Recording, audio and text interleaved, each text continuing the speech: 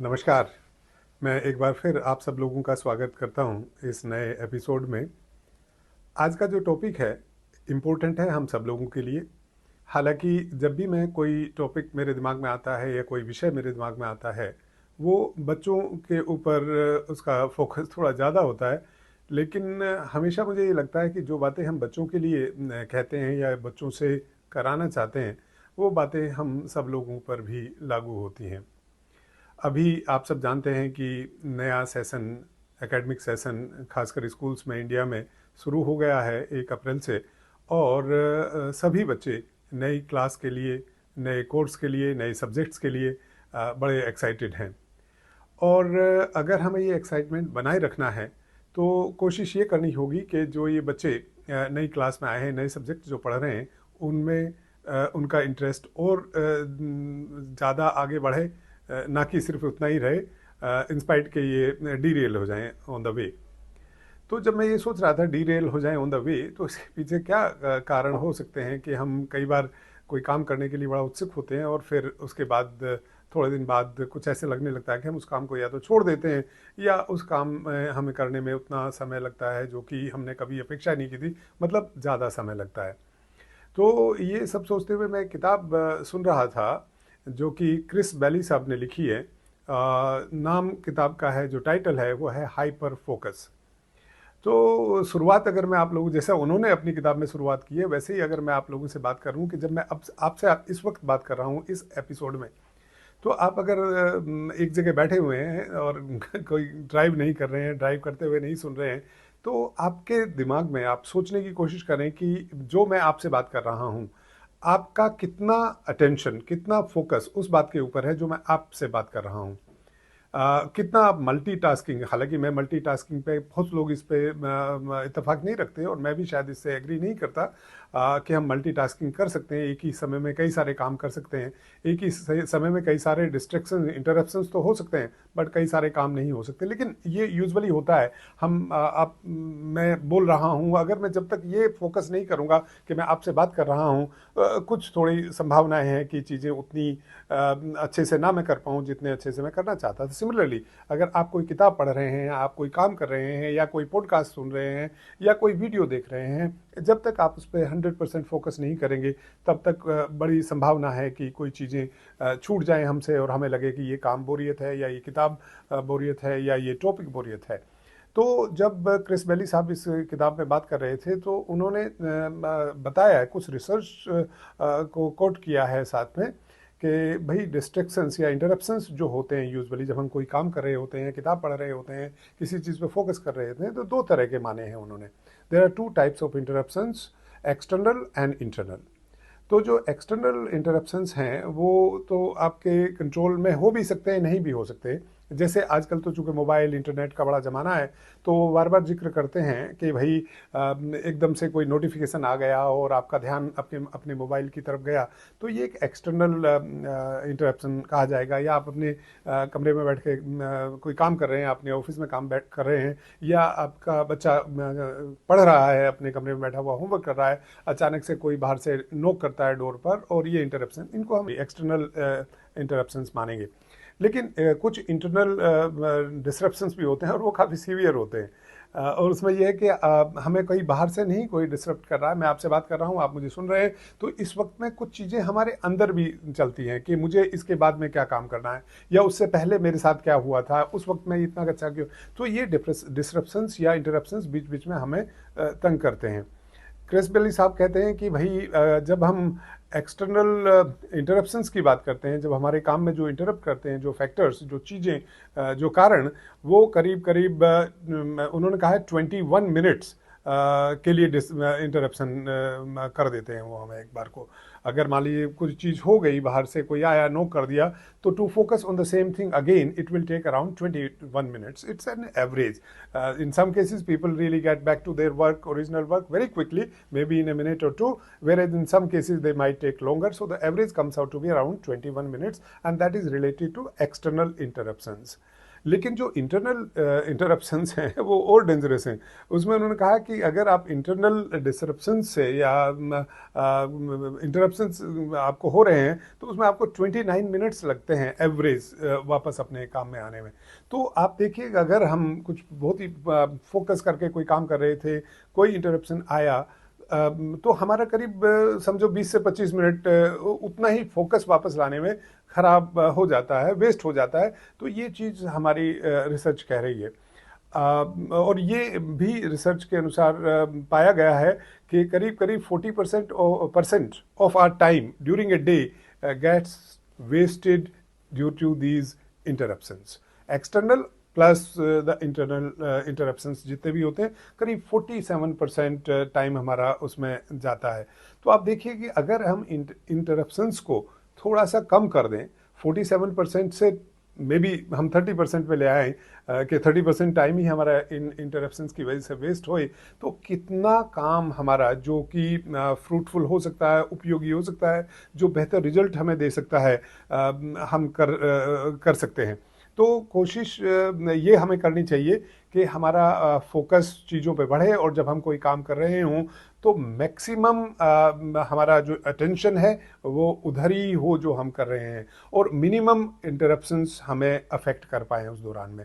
ये हम सब लोगों के लिए भी अप्लाई करता है, उतना ही इम्पोर्टेंट है जितना कि हमारे बच्चों के लिए। और बचपन में अगर हम बच्चों को ये फोकस करने की आदत डेवलप कर देंगे, उनके अंदर ये क्वालिटी डेवलप कर देंगे, तो लेटर स्टेज पर भी ये बच्चे बहुत अच्छा करेंगे। और कहा ये जाता है इसमें क्या, how to do more in less time, because जितना ज़्यादा आपका फोकस होगा किसी काम को करने में, उतनी ही जल्दी उस काम को हम कम कर पाएंगे, और जितना फोकस हमारा कम होगा उस काम को करने में, उतना ही ज़्यादा समय लगेगा उस काम को पूरा करने में।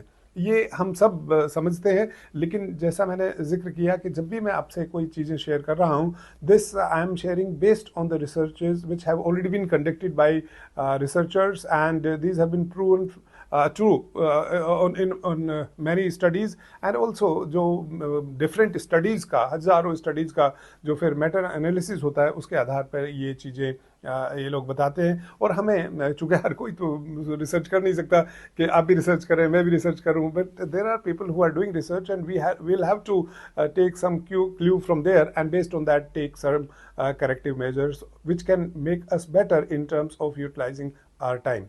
अब आगे इन्होंने बहुत सारी बातें की, क्योंकि किताब ये करीब 8-10 घंटे की किताब है, तो इसमें बहुत सारे इन्होंने तरीके बताए जिससे हम फोकस कर सकते हैं। शुरुआत जो करते हैं, बड़ी अच्छी बात मुझे लगी कि जब आप कोई काम कर रहे होते हैं, या इस मोमेंट में भी अगर आप हैं, इस मोमेंट में अगर ये जानने की कोशिश करें कि what are those factors which are trying to distract you, which are trying to interrupt your focus in that particular task.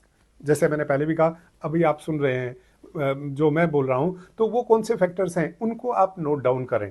उनके अंदर देखिए कि कौन से फैक्टर्स ऐसे हैं जिनको आप आसानी के साथ में डिलीट कर सकते हैं। मैं जो जितनी आसानी से बोल रहा हूँ, ये उतना आसान नहीं है, लेकिन मुश्किल भी नहीं है, इम्पॉसिबल भी नहीं है, हम कर सकते हैं। क्रिस बेली साहब कहते हैं कि मैंने खुद ने इसके ऊपर काफ़ी एक्ट किया है, और मैंने पाया है, जैसा कि वो बोलते हैं कि बहुत इम्प्रूवमेंट हुआ है, फोकस मेरा बढ़ा है, और इसीलिए बार बार वो हाइपर फोकस की बात कह रहे हैं। किताब का नाम भी उन्होंने हाइपर फोकस ही रखा है। तो अगर हम अपने बच्चों को भी ये थोड़ा शुरू से चीज़ें बताएंगे, समझाएंगे, और उनको कहेंगे कि भाई आप फोकस, जो भी आप काम कर रहे हैं उस पर ज़्यादा ध्यान दें, और जो आसपास में जो चीज़ें घटित हो रही हैं उन पे उनका अपने ऊपर इम्पैक्ट थोड़ा कम आने दें। मुश्किल होगा शुरू में, इतना आसान नहीं है, लेकिन अगर हम इसको लगातार कोशिश करेंगे तो शायद कुछ चीज़ें हमारी बेहतर हो जाएंगी, और हम लोग उसको पसंद करने लगेंगे। आपने देखा होगा कि जब आपके पसंद की कोई फिल्म आती है, या कोई सीरियल होता है, या कोई किताब होती है, तो आपका डिस्ट्रैक्शन, इंटरप्शंस ऑलरेडी थोड़ा सा कम हो जाते हैं। यहाँ पर ये बार बार एक बात कह रहे हैं कि वो अगर ये इसको ऑटो पायलट मोड कहा है ना। ऑटो पायलट मोड में यूजुअली हम ऐसी चीज़ों की तरफ डिस्ट्रैक्ट हो जाते हैं, उनकी तरफ हमारा झुकाव चला जाता है जो हमें थोड़ी अच्छी लगती हैं, हमें एंटरटेनिंग लगती हैं, या हम उनको ज़्यादा पसंद करते हैं। तो हम जो भी चीज़ों पर फोकस कर रहे हैं, कोई ज़रूरी नहीं वो हमेशा आपकी पसंद का ही हो, but there are certain things which are to be done. अब मैं तो हमेशा कहता हूँ कि अगर हम कभी बीमार होते हैं तो किसी को भी बीमार होना नहीं अच्छा लगता, या उससे जो मेडिसिन खानी पड़ेगी, कई बार कड़वी मेडिसिन होती हैं, कई लोगों को इंजेक्शन लेने में बड़ी तकलीफ होती है, बट हम फिर भी करते हैं ना। हमें पसंद नहीं है लेकिन हमारे लिए वो ज़रूरी है, और चूंकि वो हमें एक रिजल्ट अच्छा देगा, हमारे स्वास्थ्य को सुधारेगा, बेहतर करेगा, तो हम मानते हैं। सिमिलरली अगर हम अपने बच्चों को, और हम खुद इस बात को समझेंगे सबसे पहले कि भाई ये चीज़ें हमें इंटरप्ट कर रही है, हमें नुकसान पहुंचा रही है, इसको थोड़ा हमें कम करना पड़ेगा, उसके लिए थोड़े एफर्ट्स अपनी तरफ से करने पड़ेंगे।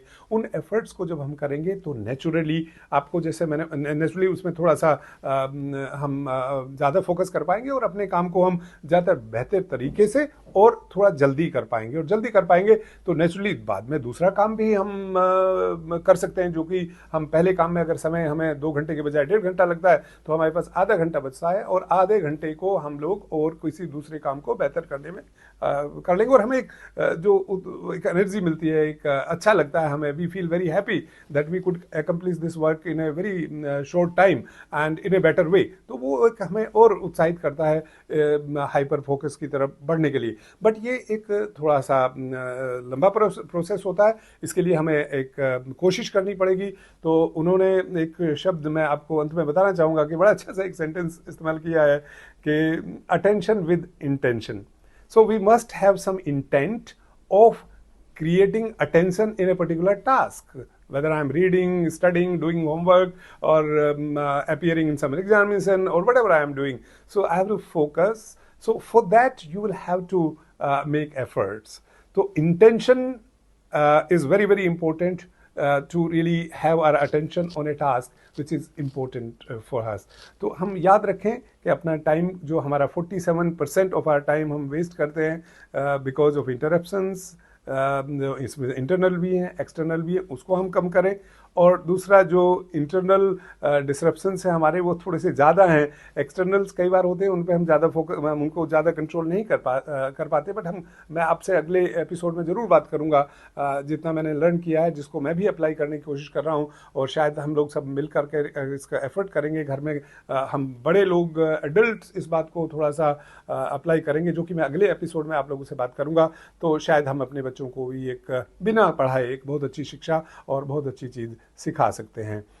मैं शायद इस बात का मुझे पूरा उम्मीद है कि थोड़ी कोशिश से हम लोग अपने quality improvement in our life हम लोग कर सकते हैं by creating more focus on the tasks which we do, whatever we do. So इन्हीं शब्दों के साथ मैं आप लोगों से विदा लेता हूँ। धन्यवाद, नमस्कार।